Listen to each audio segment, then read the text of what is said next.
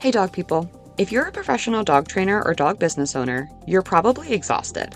Because if you're anything like me, you're doing all the things to keep your business running. And one of the biggest strains is wondering where your clients are going to come from this week, or next month.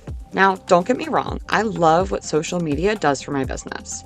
But when my business 100% depends on such an active strategy, I burn out fast. I want to help you create sustainability in your business and maybe even have time to get back to the life part of work-life balance. In my free marketing masterclass for dog business owners, I'm lifting up the hood and showing you the exact lead generation system I use in my business. Grab a notebook, trust me, and head on over to www.freedbytraining.com/unleash or click the link in the show notes and I'll teach you how to implement organic marketing strategy in your dog business. Welcome to Dog Training Bytes, the show where canine professionals share their key takeaways, big aha moments, and hardest lessons learned from working with dogs. I'm Mattison, certified dog trainer and behavior consultant, and dogs are my life. Every day I get to coach guardians and other trainers into a deeper understanding of canine behavior. But let's face it, sometimes dog training really bites.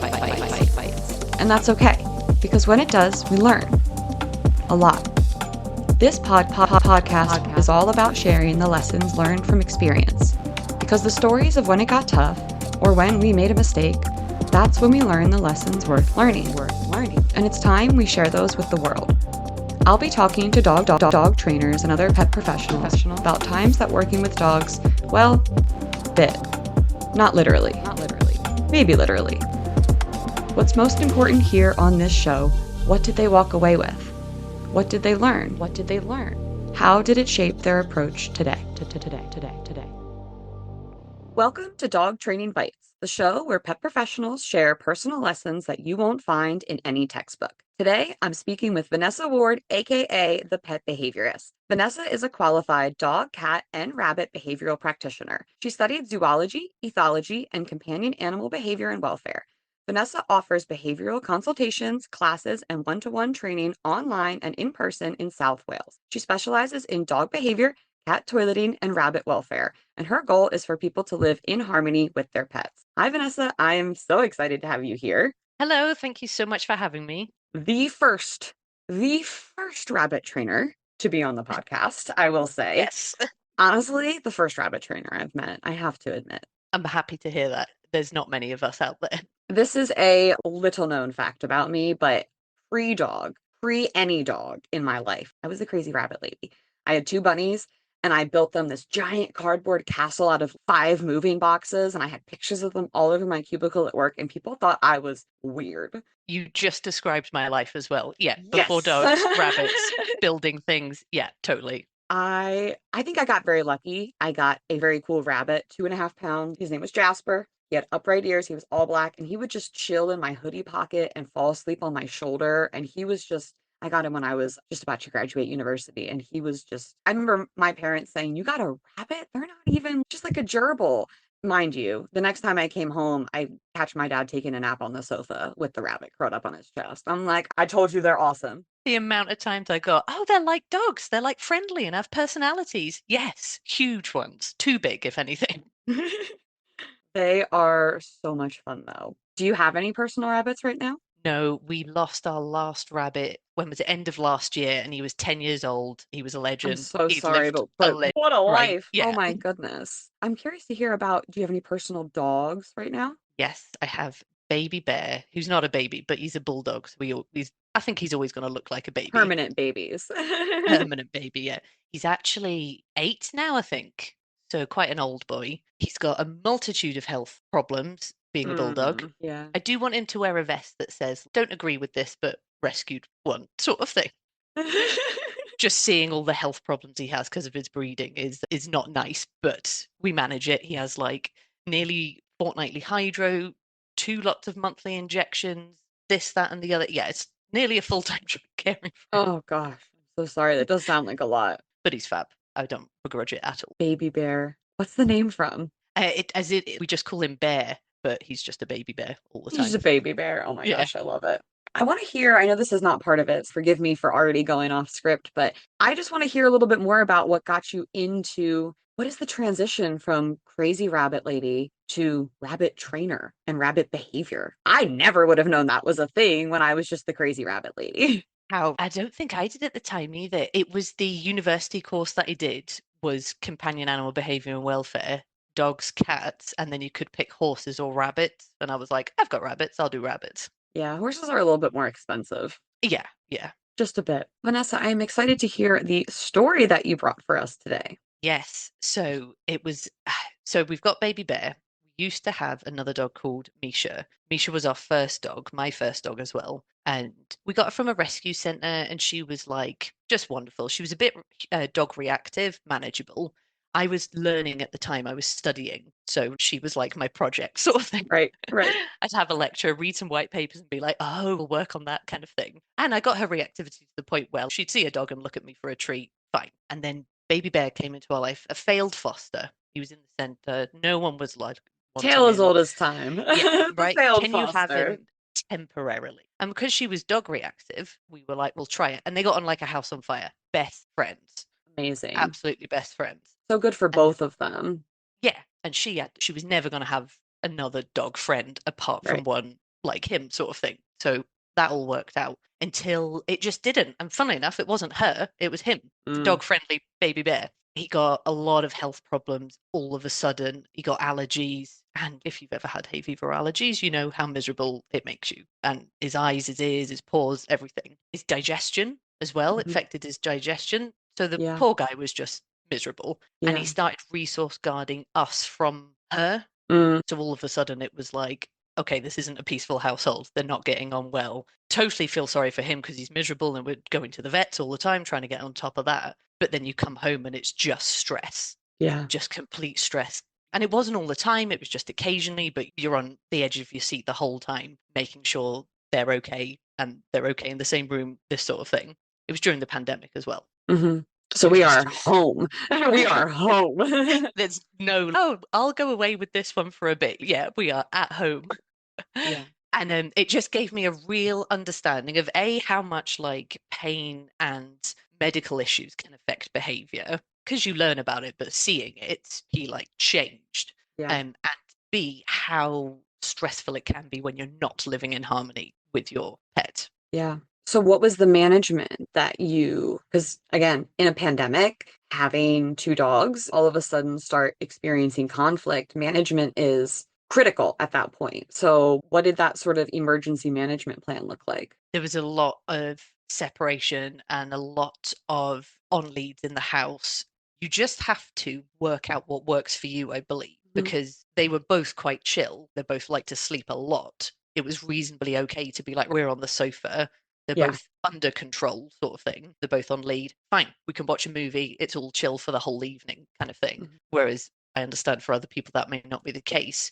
But just those instances where it wasn't okay, conflicting instances, you're like, we need to manage this. So yeah, lots of leads, lots of separate time, lots of you have this one, I'll have this one. It sounds like there was not a need at that point for two forms of management, which it wasn't quite at that point. So you were able to be in the same room with them on lead and not also have to have a gate between them, for example, or have a muzzle on one of them. And I think that that's important to talk about after an instance of conflict where you're sharing a home of separation without isolation, right? Not That's like a really good way completely of putting it. isolating them from each other, because if they never if after that instance a month goes by and they're not allowed to see each other, I think that can be like more harmful than helpful. I agree, and it would obviously depend on the individuals, but they would miss each Absolutely. other. Yeah, They would yeah. like wanting to be around each other, but obviously he was also feeling incredibly miserable and just wanted to Yeah. protect his resources. Did you notice during that time when he was experiencing the physical discomfort, in addition to the resource guarding, because that's a specific behavioral kind of outlet of what he was feeling, did you notice just like a general tension? Was he just like grumpy and cranky? I would be. Was there, other than that specific thing, was there just a high level shift that you saw? Totally. But, and I think this is important when you're a practitioner working with people, you focus on the most painful. But yes, He was more sensitive to noises. He went from loving his crate to hating his crate. He didn't want to be shut away from us. He got FOMO about being shut away from us. And yeah, there's so many other things. Like you said, just a huge behavior shift. When I'm not feeling well, I am emotionally needy. So I get that. Just when I'm Baby bear hungry. after my own heart. Did you notice any changes in his appetite? I think at the time we were trying everything. So it was like, let's try changing his food in the Yeah. correct way. But I think there was just a lot of changes happening and a lot going on. No, I don't remember noticing anything anyway. And so this happened at the time that you were in school? This I had finished just. Okay. Just Just finished. finished. Yeah. Says, here's your final exam. Yeah, Here's your literally, yeah. dissertation. So, what were the steps moving forward from that? Because I know, I'm just going to speak for myself, it can be almost like a double-edged sword, or I don't know that's the right phrase, but we want to have these examples and stories and personal experiences to be able to help people and say, I've been there. But as a professional, it also can be hard, I think, to actively be living in, my dog is really struggling with this. We are in crisis. We are having this issue. I've certainly had like little bursts of shame and just like not feeling great about myself because my dog isn't, my personal dog is having trouble with this, or we're still working on cooperative care. So I think it's both good because we have this experience, but it's also difficult because we feel like we have to be the professionals and we have to get it all together and have it all together, but we have to have gone through it to have those stories. So I just want to acknowledge that. Totally. My husband went through it very differently to I did. There's a curse in knowing what no, and I totally think it's harder when it's your own. They say it for doctors and lawyers, don't they? And this is different, but Right. totally, I just couldn't see it in the same way. And then, like you said, there's shame, there's imposter syndrome, there's all of this extra stuff Yeah. piled on to an already stressful situation. Even though like I don't think that guardians out there see it that way, right? I think that they see it as wow, like they've been there, they get it. And then we can truly empathize and not just, I know it must feel this way. No, you actually know what it feels like. But again, just want to acknowledge what it can feel like when you're in that. And I know that you're not currently in that, but it is a blessing that also comes with the curse. It's given me a real understanding of what it can be like living in that situation and the intricacies of reaching out for help and inviting someone into your house and just coughing up, I'm not coping with my pet. It's not good. I'm not coping. On some days, I don't even like them right now. Yeah, And that's okay. That's totally fine. It's human. That's allowed. But now I'm out of it.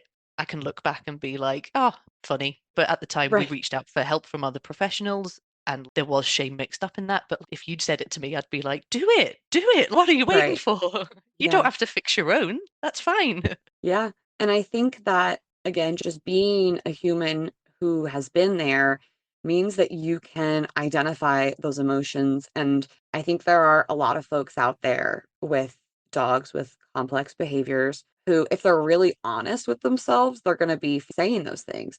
Sometimes I really don't like my dog. I really regret getting this dog. Those things that are not better off left unsaid. Being able to give the space and make space for our clients to be able to just get it out there and let go of that because you didn't stay there. You didn't feel that way forever. But if you stuffed it and you had a professional devalidate that, that would have been a very different process for you moving forward. Right? Yeah, totally. And it does get better. In most situations, it does get better. But the feelings that you have during it are very valid, and you're allowed to feel frustrated and you're allowed to say that. And I think it's good to say it, get it out. And yeah, it totally gave me understanding of like how difficult it can be to reach out and say all your problems to someone, a stranger who is asking what can be weird questions, because for us it links up as to how often they go to the toilet, sort of thing. But Yeah. you're like, my dogs are fighting. Why are you asking about this sort of thing? I think it's such a good point that you made that it was a very different experience for you than for your husband, right? Just as a non-pet professional, it is very different. Is there anything that you, I don't know, remember or that stands out specifically from being a professional who hired a professional? Because again, I think that's not something that's talked about a lot. And we were talking about that. This is all about shining the light on the things that we don't talk about. So I'm just curious if there's kind of anything that stands out from that experience or that you feel left a mark on you. If it was to happen again now, if Bear had some problems or even another client, that I was helping, if they gave me permission, had some problems that I was like, I just need to talk to someone else about this. Now I wouldn't hesitate. Now I'd reach out straight away and there wouldn't be any other emotions other than, can you assist me with this? Especially if it was my own pet. But that change from being like, oh, I should be able to do this, to no, everyone needs help. It doesn't make me any worse at my job at all. And collaborations, professionals love to collaborate. And it's, I think, now more maybe like an exciting opportunity to get to learn a different perspective. I think I'll probably be bringing on a professional to help with some physio training for my dog. Not my area. I don't know it.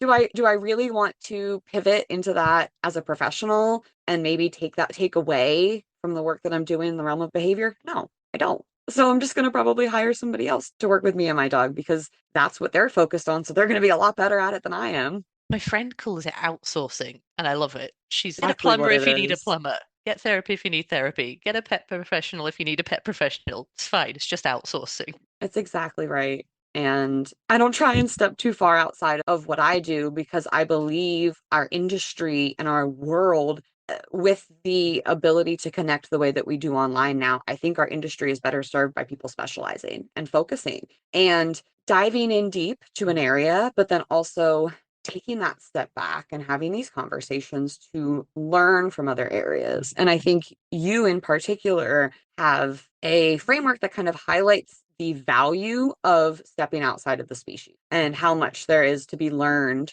from other species within the animal kingdom. Did I read correctly? There was a 2-hour lecture on cod. Yes, yes, yes. I didn't know there was that much to learn about cod. I didn't either. Please don't quiz me on it. It was a while ago, and I'm not sure how much attention I paid, but I certainly 2 hour lecture won't. on cod. You're not a cod trainer, so I think I can let it slide. Thank you, thank you.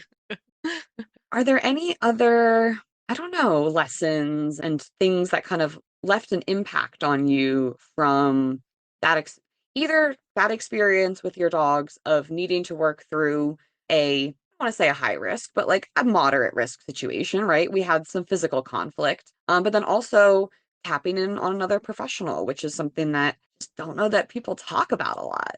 And it was a difficult step. Honestly, it was Yeah, difficult, and I knew I needed help. And I was doing it despite the feelings being like, I'm not good enough. I can't do this. And like I said, it's just night and day. Now I'm like, that's hilarious. Bless you. Bless right. a few years ago, Vanessa, like, how sweet.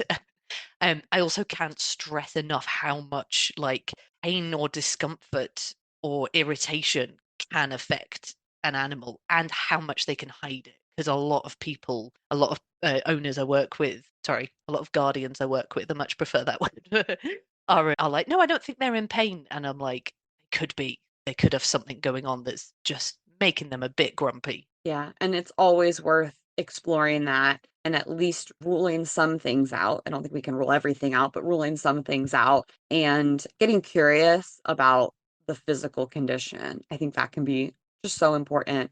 I'm working with a multi-dog household right now. They're actually litter mates, and one of them has chronic ear infections. And he gets real grumpy when his ears are infected, and he just is like ready to fight when that happens, and he's just doesn't have any patience for his brother's shenanigans. And things are just very tense and on edge, and as you see the physical discomfort leave, you see the behavior change. And they just hide it so well until they can't cope with it anymore. Yeah, And until it's that like, bucket don't do just that. overflows. Totally. And then they're just so grumpy, as you can understand that they would be, but Right. they can't express it other than how they would normally express, which is how dogs express things, which can involve teeth and growling. It often does involve teeth. That's how they communicate. Vanessa, is there anything else you'd like the listeners to know about you or what you do? Just again, if you are having problems with your pet, reach out to someone and include in that, probably, depending on the individual situation, a vet or someone who look at the physical side of it more than the mental side of it. Absolutely. And get curious. If you even suspect there could be something, get curious and ride that train all the way to the station. I love Get Curious. Yeah, one limb, focus on Right. that. Yeah. Exactly. You can connect with Vanessa on Instagram at the Pet Behaviorist VW, and you can find more information and a link to her work in the show notes. Thanks for joining us in the world of Dog Training Bytes, where every challenge brings a lesson worth sinking our teeth into. See you next time. Dog Training Bytes was created, produced, and edited by Mattison Simpson. You can connect with me on Instagram at Dog Training Bytes, that's BYTES, and at Freed by Training. For information on today's guest and resources for help with your dog or dog training education, visit www.dogtrainingbytes.stream. Looking for more? Listen to my other show, Unpacked, a clinical dog training podcast co-hosted by Sailor Jerry the dog trainer and produced by Straight Up Dog Talk LLC.